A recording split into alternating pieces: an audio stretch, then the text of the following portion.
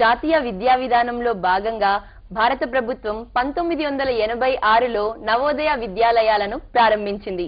ఈనాడు 28 రాష్ట్రాలలో 7 కేంద్రపాలిత ప్రాంతాలలో ఈ విద్యాలయాలు విస్తరించబడ్డాయి. భారత ప్రభుత్వ సంపూర్ణ ఆర్థిక సహకారంతో నిర్వహిస్తున్నటువంటి ఈ విద్యాలయాల్లో గ్రామీణ ప్రాంతాలకు చెందిన ప్రతిభావంతులైన విద్యార్థులకు ఉన్నత ప్రమాణాలతో కూడిన విద్యను బోధించడం ద్వారా సాంస్కృతిక విలువలను పెంపొందించడం అభినందనీయం. నవోదయ విద్యాలయ సమితి మరియు అధ్యాపకుల నిరంతర కృషి ఇందుకు కారణంగా చెప్పొచ్చు. వివిధ విద్యాలయాల్లో వివిధ స్థాయిలో పనిచేసినటువంటి డాక్టర్ పడాల సత్యనారాయణ గారు వరంగల్ నవోదయ విద్యాలయంలో ప్రిన్సిపల్ గా బాధ్యతలు నిర్వహిస్తున్నారు. వారిని అడిగి నవోదయ విద్యా విధానం గురించి విశేషాలను తెలుసుకుందాం. నమస్కారం సార్. నమస్కారం. ఎంతకాలంగా జవహర్ నవోదయ విద్యాలయంలో మీరు ప్రిన్సిపల్ గా పనిచేస్తున్నారు? 1989 నుంచి పనిచేస్తున్నాను. ప్రిన్సిపల్గా సెలెక్షన్ వచ్చి నవోదయ విద్యాలయ బీడ్ మహారాష్ట్రలో వెళ్ళి అక్కడ ఒక 3 సంవత్సరాలు పనిచేసిన తర్వాత మళ్ళీ కరీంనగర్కి వచ్చాను ప్రిన్సిపల్గా. ఇక్కడ 11 సంవత్సరాలుగా పనిచేసి గత ఆగస్టులో ఇక్కడ మన నవోదయ వరంగల్లో జాయిన్ అయినాను. ఇతర ప్రభుత్వ విద్యాలయాలకు నవోదయ విద్యాలయాలకు గల తేడా ఏమిటి సార్? తప్పనిసరిగా నవోదయ విద్యాలయాలు మోడల్ ఇన్స్టిట్యూషన్స్ ఇవి.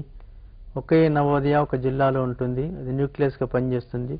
దీనిలో ఉండే విద్యార్థులు ఒక 75% రూరల్ పిల్లలు, 25% అర్బన్ పిల్లలు. ఇవి గ్రామీణ ప్రాంత ప్రతిభావంతులైన విద్యార్థుల కొరకు రూపొందించబడ్డవి. దీంట్లో విద్యా విధానము implementation of 3 language formula, modern quality education ఇవ్వడం, తర్వాత కో ఎడ్యుకేషన్ రెసిడెన్షియల్ ఇన్స్టిట్యూషన్స్ మొట్టమొదటి నవోదయాలనే ఉన్నాయి. అవి 6th క్లాస్ నుంచి 12th క్లాస్ వరకు, పర్టికులర్ అడాలసెన్స్ పీరియడ్లో కో ఎడ్యుకేషన్ ఉంటుంది కనుక అది ఒక ప్రత్యేకతనే. తర్వాత జాతీయ సమైక్యతా విధానం డెవలప్ కావాలని మైగ్రేషన్ సిస్టమ్ని రూపొందించారు. దీనిలో భాగంగా సౌత్ ఇండియా నుంచి నార్త్ ఇండియాకు, నార్త్ ఇండియా నుంచి సౌత్ ఇండియాకు 9వ తరగతిలో ఒక 30% పిల్లలు వలస విధానం పైన వెళ్తారు, అదొక ప్రత్యేకత. తర్వాత ఈ నవోదయ విద్యాలయాలు ప్రతి జిల్లాలో పేస్ సెట్టింగ్ ఇన్స్టిట్యూషన్స్గా పనిచేయబడతాయి. ఇవన్నీ ప్రత్యేకత మా నవోదయ విద్యాలయాలకు మాత్రమే ఉన్నాయి. నవోదయ విద్యాలయంలోకి ప్రవేశం ఎలా ఉంటుంది? 5వ తరగతి చదువుతున్న విద్యార్థులు అప్లై చేసుకోవాలి. నవోదయ విద్యాలయ 6వ తరగతిలో ప్రవేశం ఉంటుంది. అందువల్ల గవర్నమెంట్ స్కూల్స్ నుంచి కానీ, గవర్నమెంట్ రికగ్నైజ్ స్కూల్స్ నుంచి కానీ చదువుతున్నటువంటి విద్యార్థులు అప్లై చేసుకోవచ్చు. 3వ తరగతి, 4వ తరగతి, 5వ తరగతి కంటిన్యూస్గా చదువుతూ ఉండాలి. 6వ తరగతి ప్రవేశంలో ఉంటుంది. ఈ ఎంట్రన్స్ పరీక్ష ఒక 50% మెంటల్ ఎబిలిటీ పైన ఆధారపడి ఉంటుంది. 25% బేసిక్స్ మ్యాథమెటిక్స్లో బేసిక్స్ టెస్ట్ చేయబడతాయి. ఇంకో 20% లాంగ్వేజ్ స్కిల్స్ టెస్ట్ చేయబడతాయి. అందువల్ల ఇది పరీక్షా విధానము గ్రామీణ ప్రాంత విద్యార్థుల ప్రతిభావంతులైన విద్యార్థుల కొరకు రూపొందించబడింది. దీంట్లో మెంటల్ ఎబిలిటీ టెస్ట్ చేస్తారు కానీ సబ్జెక్టివిటీ టెస్టింగ్ ఏమి ఉండదు. ప్రైవేట్ విద్యార్థులకు ప్రవేశం ఉంటుందంటారా నవోదయ విద్యాలయంలోకి? ఉంటుంది. ప్రైవేట్ విద్యార్థులు కూడా గవర్నమెంట్ రికగ్నైజ్ స్కూళ్ళ నుంచి కూడా అప్లై చేసుకోవచ్చు. వాళ్ళు కూడా మిగతా పిల్లల్లాగానే అపేర్ కావచ్చు. గర్ల్ ఎడ్యుకేషన్ అనేది చాలా అవసరం. బాలికలకు రిజర్వేషన్ సదుపాయం ఉంటుందా? ఉంటుంది. దీంట్లో 1/3 80 సీట్లలో 1/3 రిజర్వేషన్ బాలికలకు ఉంటుంది. అంటే 33% గర్ల్స్ సెలెక్ట్ చేయబడతారు. ఇతర సామాజిక వర్గాలకు చెందినటువంటి విద్యార్థులకు ఎలాంటి సదుపాయాలు ఉంటాయి? భారత రాజ్యాంగ ప్రకారము రిజర్వేషన్ ఫెసిలిటీ ఉంటుంది. Open category, SC category, ST కేటగిరీగా సెలెక్ట్ చేయబడతారు. అంతేకాకుండా ఒక 3 సీట్లు ఫిజికల్లీ హ్యాండిక్యాప్డ్ చిల్డ్రన్ కూడా అలాట్ చేయబడి ఉన్నాయి. సాధారణ క్లాస్ రూమ్ విద్యతో పాటు అంటే ఇతర ఆటల్లో పాటల్లో నేర్పించడానికి కూడా వాళ్ళకి ప్రత్యేక శిక్షణ ఉంటుందా? ఉంటుంది. నవోదయ విద్యాలయంలో మా యొక్క అల్టిమేట్ ఏమైందంటే all round personality development. Games and స్పోర్ట్స్లో ఫిజికల్ ఎడ్యుకేషన్ టీచర్స్ ఉంటారు, తర్వాత మ్యూజిక్ టీచర్ ఉంటారు, తర్వాత ఆర్ట్ టీచర్ ఉంటారు, లైబ్రరీన్ ఉంటారు, ఎస్సీడబ్ల్యూ టీచర్. అన్ని రంగాల్లో విద్యార్థులను తీర్చిదిద్దుతాం. గేమ్స్ అండ్ స్పోర్ట్స్లో మా నవోదయ పిల్లలు క్లస్టర్ స్థాయి నుంచి రీజనల్ స్థాయి, తర్వాత నేషనల్ స్థాయికి వెళ్ళి తర్వాత HGFI కూడా చాలా మంది పిల్లలు వెళ్తుంటారు. మనకు అథ్లెటిక్స్ వాటిలలో అందులో వాళ్ళకి పిల్లలకు భవిష్యత్తులో అడ్మిషన్స్కి వాటికి ఉపయోగపడతాయి. ఆ విధంగానే మ్యూజిక్ వరకు వచ్చే వరకు ప్రతి సంవత్సరము ప్రతి జిల్లా యొక్క ప్రత్యేకతను ప్రతిబింబించే విధంగా నేషనల్ ఇంటిగ్రేషన్ మీట్స్ అని అరేంజ్ చేస్తారు. దాంట్లో ఏ జిల్లా మ్యూజిక్ టీచర్ ఆ జిల్లా పిల్లలను ఆ జిల్లా సంస్కృతిని కనబరిచే విధంగా తయారు చేసుకుపోయి అక్కడ రీజనల్ స్థాయిలో ఏర్పాటు చేసే దాంట్లో పార్టిసిపేట్ చేస్తారు. అక్కడ నుంచి జాతీయ స్థాయిలో కూడా మన జిల్లా యొక్క సంస్కృతి ఏ విధంగా ఉంటుంది అనేది కూడా అక్కడ కనబరుస్తారు. ఆ విధంగానే ఆర్ట్లో కూడా ఆర్ట్ కాంపిటీషన్స్ ఉంటాయి, జాతీయ స్థాయిలో ఉంటాయి, రీజనల్ స్థాయిలో ఉంటాయి. తర్వాత ఈ ఫీల్డ్లలో సెలెక్ట్ అయిన స్టూడెంట్స్ను కూడా ఇతర దేశాలకు కూడా పంపించిన సంఘటనలు కూడా నవోదయాలలో చాలా ఉన్నాయి. అందువల్ల స్టూడెంట్కు వారి వారి ప్రతిభా పాఠవాలను బట్టి ఆయా ఫీల్డ్లలో వాళ్ళకు మంచి భవిష్యత్తు ఉంటుంది. విద్యార్థులకు ఎక్స్పెరిమెంట్ గా చేసి చూపిస్తే చాలా తొందరగా గ్రాస్ప్ చేయగలుగుతారు. మరి సైన్స్ పాఠ్యాంశాన్ని నవోదయ విద్యాలయాల్లో ఎక్స్పెరిమెంటల్ గా చేసి చూపించే అవకాశం ఉంటుందా? ఉంటుంది. మా దగ్గర ప్రతి సబ్జెక్టు కూడా ల్యాబొరేటరీస్ ఉన్నాయి. అందువల్ల పిల్లలను థియరీ చెప్తూ వెంటనే ప్రాక్టికల్ కూడా చేయిస్తుంటారు. ల్యాబొరేటరీస్ అత్యాధునిక ఫెసిలిటీస్తో ల్యాబొరేటరీస్ కూడా ఎస్టాబ్లిష్ అయి ఉన్నాయి. నవోదయాలకు ప్రత్యేకత ఏంటంటే సబ్జెక్టు ల్యాబ్స్ ఎస్టాబ్లిష్ అయ్యి ప్రతి టీచర్ కూడా మంచి కాంపిటెంట్ స్కిల్స్ ఉన్నటువంటి టీచర్స్ ఉండి పిల్లలను వెంటనే ప్రాక్టికల్ చేయిస్తూ ఆ కాన్సెప్ట్స్ అవగాహన చక్కగా కల్పిస్తున్నారు. ఈ మధ్య ప్రైవేట్ ఎడ్యుకేషన్ లో డిజిటల్ ఎడ్యుకేషన్ అనేది చాలా మాట్లాడుకుంటున్నారు. మరి నవోదయ విద్యాలయంలో డిజిటల్ ఎడ్యుకేషన్ సదుపాయాలు ఉన్నాయా? సదుపాయాలు నవోదయాలు కూడా ఉన్నాయి. కంప్యూటర్ ఎడ్యుకేషన్ ఉన్నాయి, కంప్యూటర్ ల్యాబ్స్ ఎస్టాబ్లిష్ అయినాయి.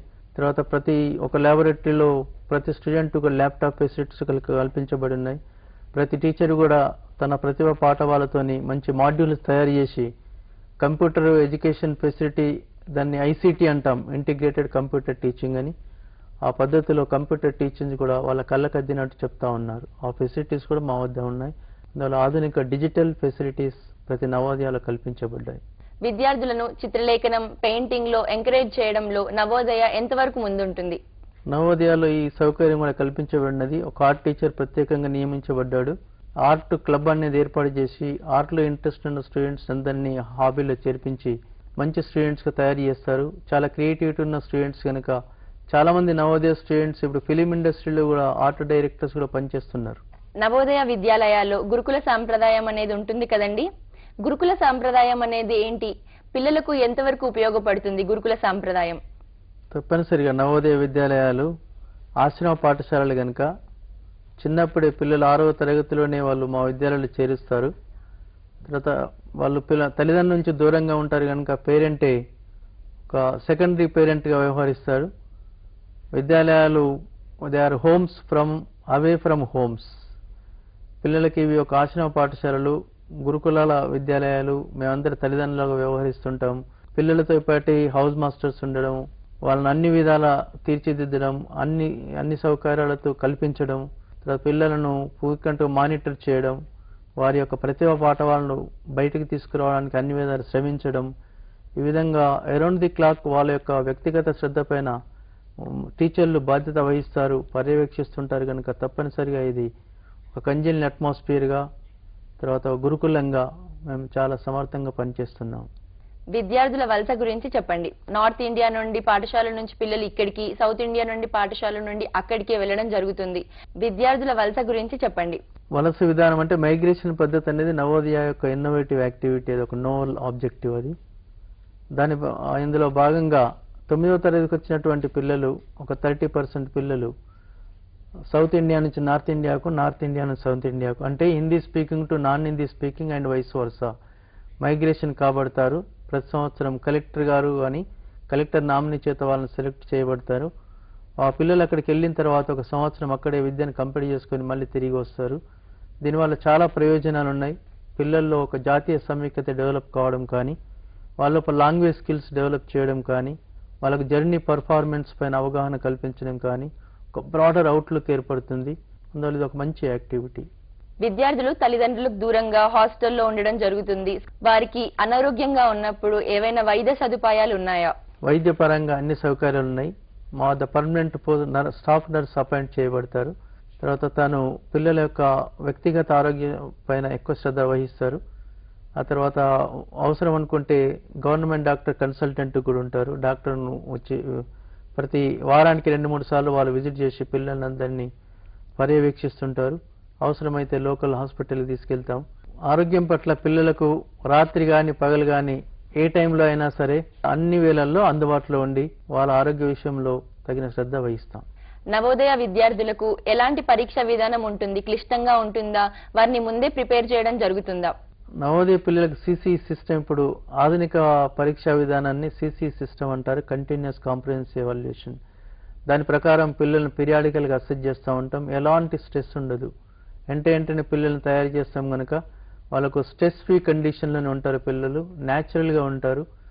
దాని ప్రకారం ఫార్మేటివ్ అసెస్మెంట్స్ అని, సమ్మేటివ్ అసెస్మెంట్స్ అని, ప్రాజెక్ట్స్ వర్క్ అని, అసైన్మెంట్స్ అని, హోంవర్క్స్ అని, అన్ని రకాల సిసిఈలో ఉన్నటువంటి పద్ధతులన్నీ అనుభవించి పిల్లలను స్ట్రెస్ ఫ్రీ కండిషన్లోనే ఎగ్జామ్ కండక్ట్ చేయబడి ఓవరాల్ పర్ఫార్మెన్స్ ఇవ్వబడుతుంది. విద్యార్థులు ఇంటి వాతావరణానికి దూరంగా ఉన్నప్పుడు ఆదివారం, సెలవు దినం, పండుగ దినాల్లో వారి కార్యక్రమాలు ఎలా ఉంటాయి? అంటే సెలవు దినాల్లో కూడా వాళ్ళకి స్కూల్ అనేది ఉండడం జరుగుతుందా? పిల్లల సెలవు దినాల్లో స్పెషల్ టైం టేబుల్ తయారు చేస్తాం. పిల్లలకి ఎలాంటి ఫీలింగ్ రాకుండా మేము ఇంటి నుంచి తల్లిదండ్రుల నుంచి దూరం ఉన్నామని కానీ, మా సొంత ఇంటి నుంచి దూరం ఉన్నామని కానీ ఫీలింగ్ కలగకుండా వాళ్ళకు రిక్రియేషన్ యాక్టివిటీస్ కండక్ట్ చేస్తాం. వాళ్ళకు అన్ని రకాల ఫెసిలిటీస్ కల్పిస్తూ రీజనల్ ఫెస్టివల్స్ కానీ, నేషనల్ ఫెస్టివల్స్ కానీ, వాళ్ళ ప్రాంతాలను బట్టి ఉండే ఫెస్టివల్స్ కానీ అన్ని విద్యాలయాలను జరిపించి స్టూడెంట్కి ఒక కంజీనియల్ అట్మాస్ఫియర్ విద్యాలయాలు కల్పిస్తాం. అందువల్ల విద్యార్థులకు అలాంటి ఫీలింగ్ రాదు. పండుగ సందర్భంలో కూడా వారికి అక్కడ పండుగ సెలబ్రేట్ చేయడం కానీ, స్పెషల్ గా వంటకాలు చేయడం కానీ ఏమైనా జరుగుతుందా? అన్ని రకాల పండుగలు మేమే చేస్తాం. స్టూడెంట్స్కు వాళ్ళ ఫ్యామిలీని, వాళ్ళ రీజన్లు కానీ, వాళ్ళ కస్టమ్స్ని బట్టి ఉండే పండుగలన్నీ మేము విద్యాలయాన్ని నిర్వహిస్తాం. అందువల్ల విద్యార్థులకు ఎలాంటి ఇబ్బందులు కావు, ఆ ఫీలింగ్సే డెవలప్ కావాలి. చాలా హోమ్లీగా ఉంటుంది ఇక్కడ. నవోదయ మేనేజ్మెంట్ విద్యార్థులకు హాస్టల్ వసతి, భోజన సదుపాయాల్లో ఎలాంటి ఏర్పాట్లు చేస్తుంది? భోజనం చక్కగా ఉంటుంది. చాలా బ్యాలెన్స్ డైట్ ఇస్తాం. మా పర్ క్యాపిటాకు అనుగుణంగా ఉన్నటువంటి బడ్జెట్ లోబడి చాలా న్యూట్రిషియస్ ఫుడ్ ఇస్తాం. పీరియాడికల్గా పిల్లలతోని స్టాఫ్ని ఇన్వాల్వ్ చేస్తూ మెస్ కమిటీ మీటింగ్స్ కూడా అవుతాయి. దాని ప్రకారం వాళ్ళ కోరికలను ఇంప్లిమెంట్ చేస్తూ ఆ ప్రకారం ఫుడ్ ప్రొవైడ్ చేస్తూ వాళ్ళకు ఆరోగ్యకరమైనటువంటి ఫుడ్ అందజేస్తున్నాం. నవోదయ విద్యాలయాల్లో కో ఎడ్యుకేషన్ కాబట్టి గర్ల్స్ కి ప్రత్యేకంగా ఎలాంటి సంరక్షణ దొరుకుతుంది? గర్ల్స్ కు సెక్యూరిటీ పాయింట్ ఆఫ్ వ్యూ నవోదయాలు బెస్ట్ విద్యాలయాస్. ఇక్కడ నవోదయ విద్యాలయ అడోలసెన్స్ పీరియడ్లో ఉన్నటువంటి గర్ల్స్ కూడా మేము చాలా చక్కటి వాతావరణం కల్పించి వాళ్ళని ఫ్రీక్వెంట్గా అడాలసెన్స్ ఎడ్యుకేషన్ పైన అవగాహన కల్పిస్తుంటాం. మా స్టాఫ్ కూడా ఈ అడాలసెన్స్ ఎడ్యుకేషన్ ప్రోగ్రామ్ పైన వీళ్ళు కూడా ట్రైనింగ్ అయి ఉన్నారు. అందువల్ల వీళ్ళు కూడా ఫ్రీక్వెంట్గా క్లాసెస్ తీసుకుంటాం. మేము కూడా కౌన్సిలింగ్ నిర్వహిస్తాం. అందువల్ల గర్ల్స్కి ఎలాంటి ఇబ్బందులు ఇంతవరకు ఎక్కడ ఏర్పడలేదు, ఏర్పడవు. నవోదయాలు best institutions girls security point of view. Navodaya విద్యాలయాల్లో గైడ్స్, స్కౌట్స్, ఎన్సీసీ, ఎన్ఎస్ఎస్ వంటి ఇతర యాక్టివిటీస్ కి ఎలాంటి ప్రాధాన్యం ఉంటుంది? ఈ యాక్టివిటీస్ అన్ని టేకప్ చేస్తాం. ప్రతి వారం వాటికి షెడ్యూల్లో టైం టేబుల్ ఇంక్లూడ్ చేసే షెడ్యూల్ ప్రకారం ఎన్సీసీ కానీ, స్కౌట్స్ అండ్ గైడ్స్ కానీ, ఎన్ఎస్ఎస్ కానీ, ఎన్జీసీ కానీ ఈ కార్యక్రమాలు కూడా టేకప్ చేస్తారు. టీచర్స్ రెస్పాన్సిబిలిటీ ఉంటారు ఒకరు. వాళ్ళ నేతృత్వంలో పిల్లలందరూ ఇన్వాల్వ్ అయి ఉంటారు. స్కౌట్స్ అండ్ గైడ్స్లో రాష్ట్ర పురస్కార్ వరకు కూడా నవోదయ పిల్లలు వెళ్ళిన సంఘటనలు ఉన్నాయి. తర్వాత ఎన్సీసీలో ఆర్డీ పరేడ్లో కూడా నవోదయ పిల్లలు పార్టిసిపేట్ చేయబడ్డ సంఘటనలు కూడా ఉన్నాయి.